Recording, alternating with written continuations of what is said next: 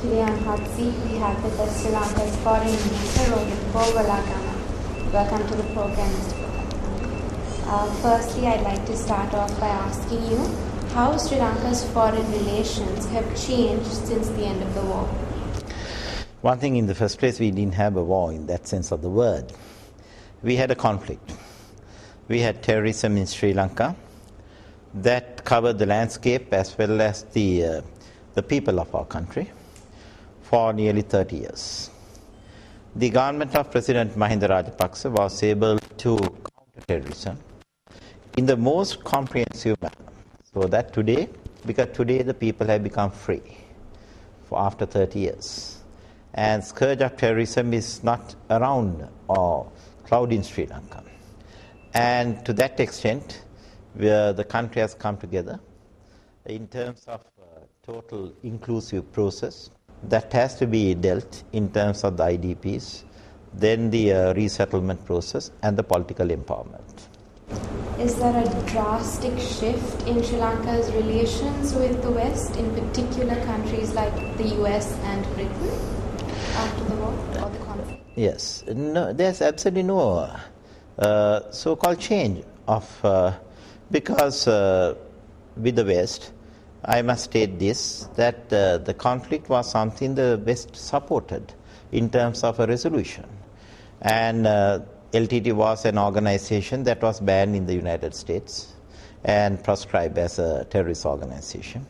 Equally, in the United Kingdom as a terrorist organization.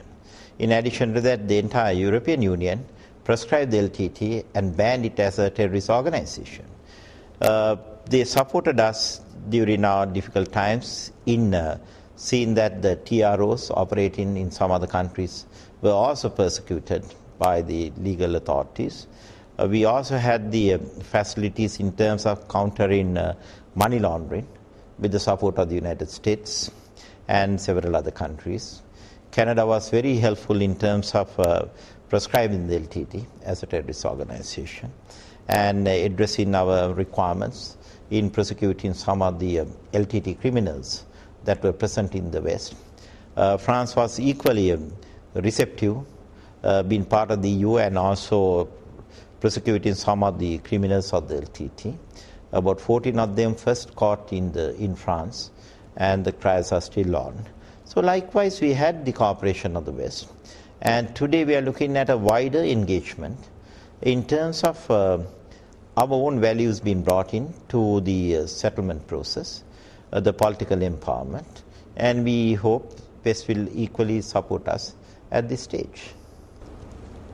Can you elaborate on the importance of being in the Shanghai Cooperation Organization and what benefits there are of being a dialogue partner? My responsibilities as Foreign Minister is to take Sri Lanka into the center stage or the center world stage. And in the region, we must be part of a very strong regional cooperation.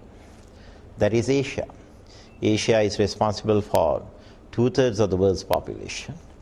And again, it's the engine of growth in the world. And we have pitched, since I became Foreign Minister, to be a member of the ARF, ASEAN Regional Forum, where that's a security cooperation between Asia and the Pacific. And that's why the United States is also part of it. That's why Japan has come into it. So it's an Asia-Pacific relationship. China, Russia, and it's a very strong presence of 27 countries in the world. And we are today a part of it. First time I led the delegation was in 2007 to Manila to be part of this process. Then today we have become the chair virtually, or the ACD. Shortly we'll be taking over the chair of the Asian Cooperation Dialogue.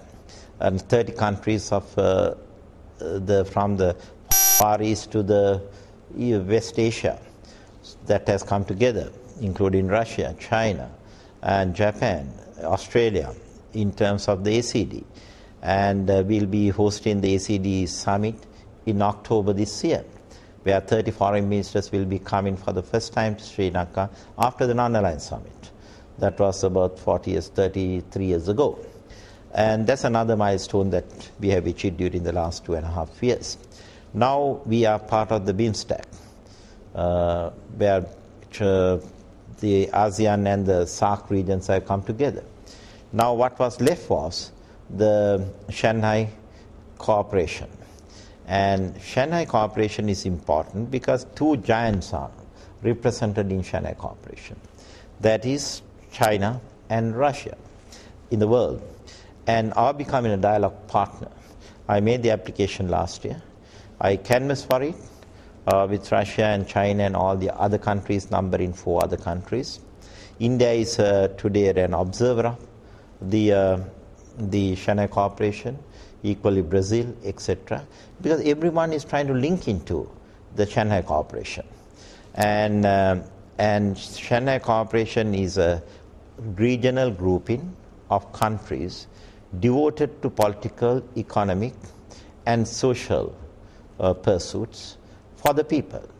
And that means that there's greater cooperation that could emerge in terms of the region being a free trade area in the future, bilateral relationships to grow with these giants who are very important for us, and that we termed as the inter-regional cooperation.